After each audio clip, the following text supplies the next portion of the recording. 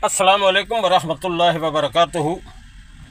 मेरा जनाब वज़ीर आला अली अमीन गंडापुर खैबर पख्तूनख्वा और IG DIG खैबर पख्तूनख्वा से दरख्वास्त है और एक पैगाम है, एक ख़त है कि UC करोड़ी तहसील उग्गी ज़िला मानसेरा UC करोड़ी के अंदर एक कत्ल होता है। चंदज़ेब नामी शख्स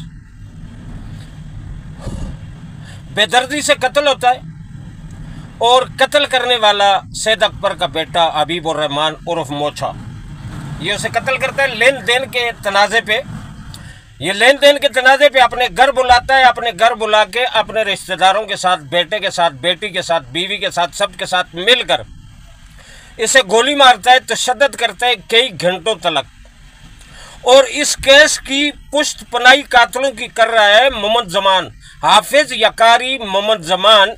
इब्टाबाद का इलाका है बल्टेर के अंदर एक मदरसा है जामे कलसूम, उस मदरसे को ये चलाता है। उस मदरसे में चंदा करके कातलों पे लगाता है। कुरान को बयान करने वाला, अल्लाह की हदीस को बयान करने वाला कारी, इसके सीने में, जिसके सीने में अल्लाह का कुरान बस जाए वो काबिल तारीफ और काबिल इज्जत हस्ती। इतना मकाम हासिल करने के बाद ये कारी मोहम्मद जमान अपने मदरसे के अंदर, इब्टाबाद के एरिए में बल्टेर नाम जगह है मंडियों के करीब, और उम्मे कलसूम के नाम से मदरसा चलाता है। मदरसे का तमाम चंदा इकट्ठा करके कातलों पे लगाता है। क्यों?